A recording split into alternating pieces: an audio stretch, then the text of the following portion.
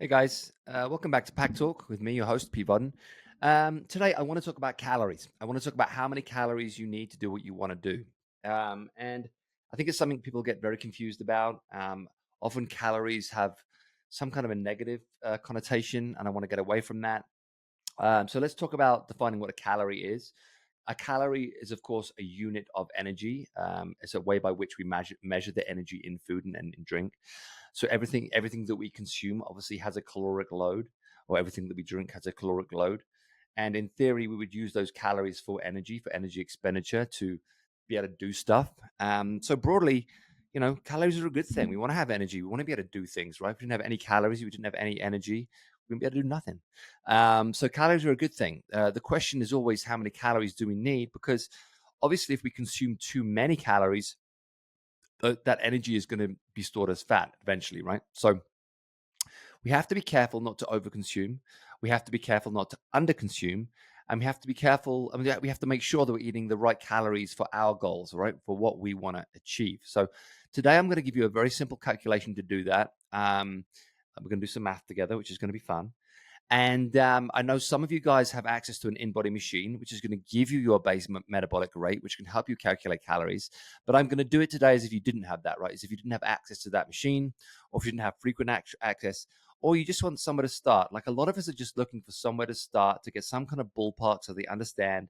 And then from there, of course, it's a game of tweaking, measuring, weighing ourselves in, making sure we're moving in the right direction. And then, like I said, making little adjustments as we go. Because with this kind of stuff, there's no like truly wrong and a right or wrong answer. It really is like you have to figure out for yourself what's working and what's not working and make adjustments as you go. So I want to empower you guys to be in control of this situation, to understand calories, to understand your need, and to know where to go from there, and to know how to make the changes if you need to make them. First thing to understand, obviously, is that we can broadly break down calories into three brackets: proteins, carbohydrates, and fats. Obviously, proteins has 4 calories per gram, carbohydrates has 4 calories per gram, and fat has 9 calories per gram. So 449. Okay. So calorically speaking, carbohydrates and proteins have less calories, fat has more. That does not make fat worse. It just means it has more calories. So we need to weigh that into the equation. Also, the purpose of this podcast is not to demonize any macronutrient. All macronutrients have value. They can all be used for different things. And I'm going to show you how to calculate that so that it makes sense for the things that you want to do. Second thing is, broadly speaking, eat real food. Don't rely on over-processed food. Don't rely on things that are man-made. If it didn't exist 10,000 years ago, it doesn't exist today. So focus on real food, real meat, real veggies, real dairy, anything that exists in nature that we have evolved for thousands of years to do. Yes, I get the argument, like things aren't bad unless it's scientifically proven for you to be bad. But over the years, we've seen science moves, and eventually things are proven to be bad, whether it's whether it can lead to cancer, whether it can lead to various illnesses, where it can lead to, unfortunately, the obesity crisis, whatever it is. Things aren't proven to be bad for you until they're proven to be bad for you. And often we see that as science develops, as studies develops.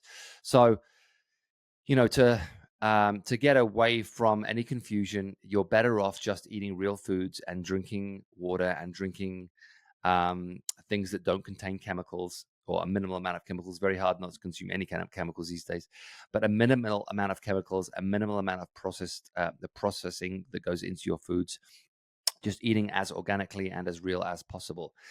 So let's start breaking it down. So let's look at 3 categories that I hear most often. So some people are in the fat loss category, like I want to lose fat. I want to improve my body composition by lowering my body fat and improving my body fat percentage.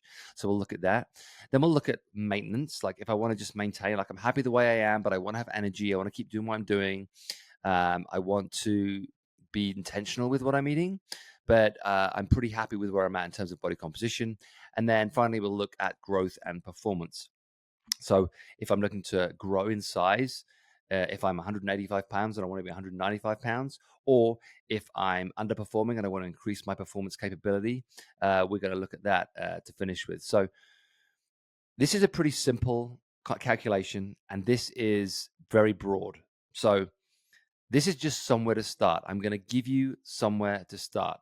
This is not the be-all and end-all. This is not going to solve all your problems, but it will give you a really good launch pad to learn from and to grow from.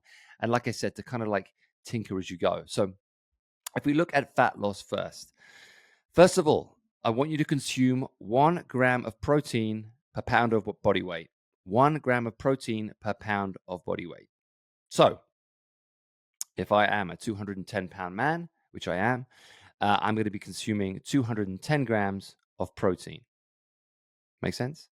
Okay, so in this fat loss arena, 1 gram of protein per pound of body weight. It may be a little bit more, it may be a little bit less as you go, but start there. Start with 1 gram per pound of body weight. Carbohydrates in this fat loss mode, same. 1 gram of carbohydrate per pound of body weight. So if I'm a 210-pound man, that means 210 grams of carbohydrates. When it comes to fats, I'm going to need my calculator for this. It's going to be 1 gram of fat per kilogram of body weight. So, as some of you guys will know, in order to calculate my weight in kilograms, I'm going to go to my weight in pounds, which is 210 pounds. I'm going to divide it by 2.222,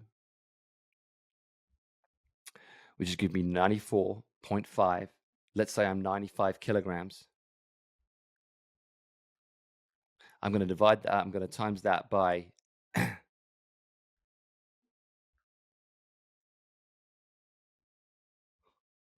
9, because fat has 9 calories per gram. That gives me 855 calories.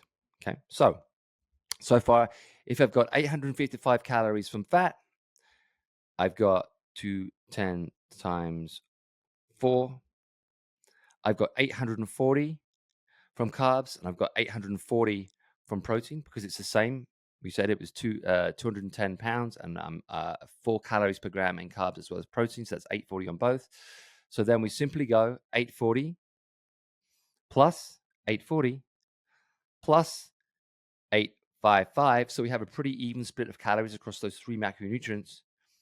I get to 2,535 calories. Okay, so for me, Pete Vodden, and if I want to lose some body fat, if I'm feeling a little chunky, I'm going to shoot for 2,535 calories per day. Again, this is going to be a great place for me to start. Now, maybe I lose weight quickly on this. Maybe it takes a little bit of time. Maybe I need to tinker with this. Maybe it needs to go down to 2,400. Maybe I'm start losing weight too quickly. Maybe I feel like my performance is really suffering and I have to take this up a little bit. But like I said, broadly speaking, this is a good place to start. I'm going to be at 2,535. Okay, so that's fat loss. That's only if I want to lose body fat. Okay, now if I'm going to be talking about maintenance, I'm going to do the same thing. Here's the trick. The same thing for proteins and fats. So my protein is still going to be 1 gram of protein per pound of body weight. So that's going to be 840 calories. I've already done that calculation. I'm going to be the same for fats. I know that's 855 calories. The one that's going to change is my carbohydrates. So for a maintenance phase, I'm going to bring these carbohydrates up to 1.5 per pound of body weight. Okay, so I'll go 210 times 1.5 times 4. That's going to give me 1260 calories of carbohydrates. So now I go 1260 plus 840. Ooh. My big chunky fingers. 1260 plus 840 plus 855 equals 2955. So I'm just under 3,000 calories for just maintenance. If I'm just trying to stay the way I am, not trying to drastically change anything, but I want to have enough energy to do the things that I want to do. I'm going to be around that 3,000 calorie mark, 2955. Okay, so now, I look at performance or muscle growth, if I want to get a little bigger or if I want to perform a little better. I'm going to do the same calculation for proteins, 840. Fats are going to be the same, 855.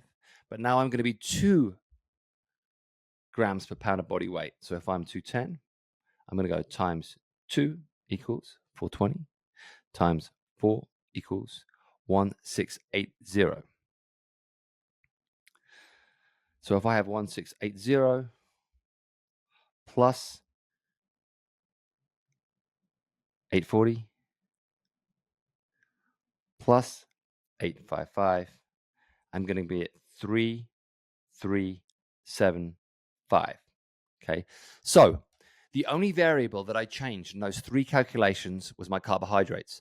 For fat loss, I went with 1 gram of carbohydrate per pound of body weight. For maintenance, I went to 1.5, and for growth, I went to 2 grams of protein per pound of body weight. Now, that then spits out a number, right? So for the fat loss, I was at 2535. For the maintenance, I was at 2955. For the weight gain or the performance, I was at 3375. Now, once you know that number, you can kind of toggle with the fats and the carbohydrates. So maybe your fats come up a little bit and your carbs come down. It doesn't really matter as long as you're hitting that number at the end of the day. You're going to see a million different diets, all with their different beliefs behind them. But at the end of the day, the main differentiating factor will be calories. Calories are king when it comes to fat loss and muscle gain. Now, we can argue other stuff when it comes to like health and the effect of foods on our hormonal system and on our health. But in terms of fat loss and muscle gain, calories are going to be the biggest, most powerful factor. So as long as you're hitting that number at the end of the day, it's going to be okay. Now, like I said, we're probably going to tinker from this point, maybe go up, maybe go down. If I'm looking to gain more muscle, I might actually bring those proteins up from 1 to 1.2 grams of protein. If I'm looking for more of a performance diet, I may need to increase my carbohydrate intake, especially if I'm in that kind of CrossFit kind of world, that high intensity world. Obviously, when I'm talking about high intensity stuff, high heart rate work, anything that's glycolytic, like I'm in that glycogen zone, carbohydrate is going to be our preferred source of energy, right? So depending on what sport I'm doing, if I'm doing a high intensity sport, like for I said, CrossFit, you are going to need to increase carbohydrates to come in line with performance. If I'm more of a like endurance athlete, I'm still going to need carbohydrates, but also fats might be able to come up a little bit more because fat is good at providing energy for those kind of long, slow duration kind of efforts. And bodybuilding, if I'm looking to build muscle, like I said, you probably want to bring the proteins up, and then the fats and the carbs you can kind of toggle with. A lot of bodybuilders will go lower fat and higher carbs, but other bodybuilders will go higher fat, lower carbs. It really depends on the person. It really is what suits what body better. Like I said, both can increase calories, both can lead to growth. You will likely need both in that kind of a sport. And again, you know, if you are competing in that sport, obviously that's going to be a different thing. You're going to get pretty serious as that goes on. What I'm talking about here really is just general, for general goals, general health, general. If someone comes to you and says, "Look, listen, Peter, I'm looking to gain some muscle. Listen, Peter, I'm looking to lose some fat." These are the kind of general guidelines we're going to give them to get started with the work that they're doing. Now, of course, this requires constant feedback. Like, how are you feeling? How are your energy levels? Are you able to perform? Are you getting through your workouts okay? You know, when we look at workouts, you know, we're probably building in the kind of, we're kind of probably burning like 300 to 600 calories per session. Maybe. Like, it depends. It depends how hard we're working. It depends what kind of workout we're doing. People always overestimate the amount of calories they burn doing exercise. People always underestimate the amount of calories in food. So we are going to need in the beginning, and this is a pain in the ass, I know, you're probably going to need to track, whether it's my Fitness Pal, whether it's Macro Stacks, which is the one that we use, whatever you guys are using. In the beginning, at least, you're going to need to track because you're going to need to get hold of these numbers because you're going to need to know how many, how many calories you're consuming. After a while, you can kind of eyeball it and you kind of know where you're going. as you increase your own experience and you increase your own intelligence, you increase your own body awareness, you can kind of look at food and think, I know how many calories in this, like roughly. But in the beginning, especially, you'll need to track. And then usually every now and again, you're going to have to check back in with tracking. Like some people track all the time and they're good with it. Some people are like, I don't want to spend my life tracking fucking food. Fair enough. So like I said, do it in the beginning, get used to it, start to understand the caloric value of food. It can be shocking, and it can really kind of reset the balance, and then check in with it every now and again. The big one is always protein. If you were to just focus on one thing in the beginning, it would be make sure you're getting protein in every meal. It's the most important one. The word itself, protein, comes from of first importance because it is our most needed macronutrient. I always say the best nutritional show in the world is a show called Alone. If you've ever seen Alone, you know instantly what the human being needs to survive. The show Alone is they basically take 10 people, they put them in a remote part of the world. They're allowed 10 things to survive on, but they have to build their own huts, houses, whatever. They have to hunt for their own food. They have to just completely survive alone with just 10 items. So usually there's a flint, there's a knife, there's a bow, there's some kind of tarp, but minimal things in order to survive. Now, as soon as they arrive in the wilderness and they're completely alone, they don't have any assistance from anybody, their mission is to get as much fat and as much protein as they can. They're like, where am I going to get my protein from? I got to fish. I got to hunt. I got to get whatever I can to get my protein levels up. Now, they may graze and try and find some berries or a few things, but it's minimal. There's minimal available, especially when winter comes in. When winter comes in, it's hard to get any kind of vegetation, hard to get any kind of vegetable or any kind of fruit. Practically none. So the only thing you have access to, and the only thing we had access to as human beings, especially in the wintertime in certain parts of the world, were proteins and fats. So you learn pretty quickly what the human body really needs to survive. And like I said, the first instinct is I need to get protein. Where do I get it from? And usually that protein, of course, is attached to some kind of fat because most animals are a combination of proteins and fats that we can consume. So that becomes of first importance for them in that show, and that should be of first importance for us in the real world. Well, not that they're not in the real world, but in our kind of like comfortable world. And then, of course, the carbohydrate thing is more, this is more of a performance tool. This is more of a, putting on muscle tool. Obviously, in that show, they all end up losing a lot of weight because they just cannot consume enough calories, no matter what they try and do. All of them end up losing weight, and so, of course, again, it's a great show about fat loss because it's like, if you truly want to lose fat, like this is what you need to do, or this is what you will lose weight very quickly in this kind of a situation, on this kind of a diet.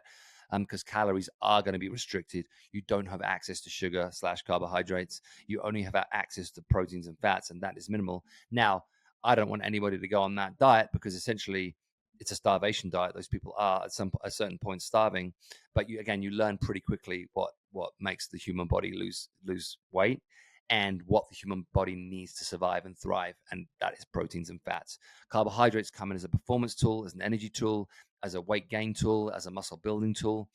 Again, not necessarily essential for survival, but essential to do the things that we want to do, which is why we don't negate it as a macronutrient. It can be a valuable macronutrient. There are a lot of people, obviously, about keto people, about carnivore people that do that diet and do very well on that diet.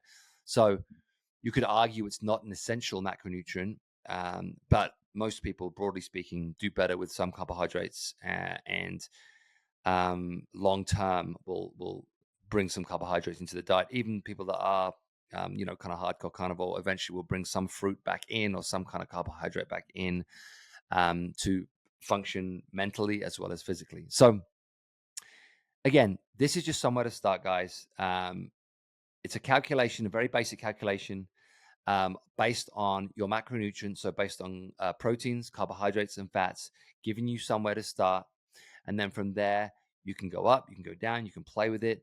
But start here, get used to it, start tracking, get some feedback. It's all about feedback. Get your own feedback on how you're feeling, how you're progressing, what you're doing, and you can kind of go from there. Like I said before, Eat as naturally as you can. You're probably going to want to throw some whey protein in there. You're probably going to want to throw some creatine in there. You're probably going to want to throw some vitamin D in there. You're probably going to want to throw some magnesium in there.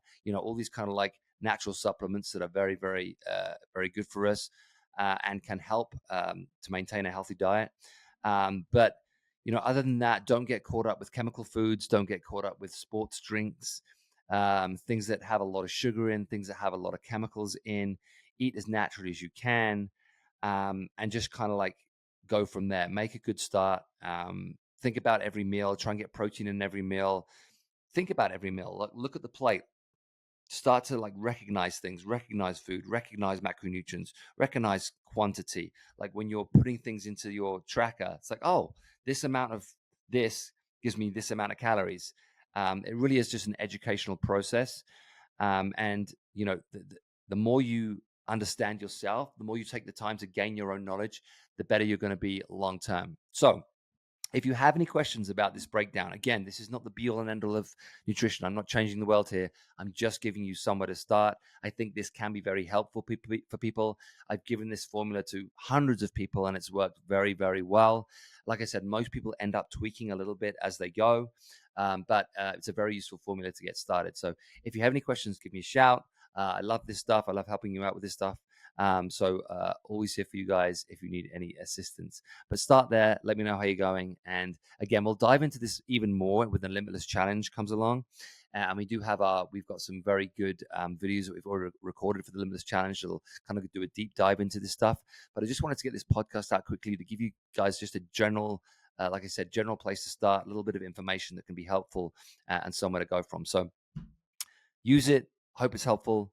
And I'll catch you guys real soon. Until then, take care. Don't forget, you can come and check us out at all our locations, all 4 locations now. Echo Park, Idlewild, Palm Springs, Redondo Beach, all great gyms, all great people. Follow us on Instagram, Pharos, at Pharos Athletic Club. And give us a like, give us a share, tell your friends to tell their friends, and tell their friends to tell their friends to tell their friends. And hopefully we can keep growing this thing. All right, guys, I'll catch you soon. Thank you so much for tuning in, and take care out there. Bye.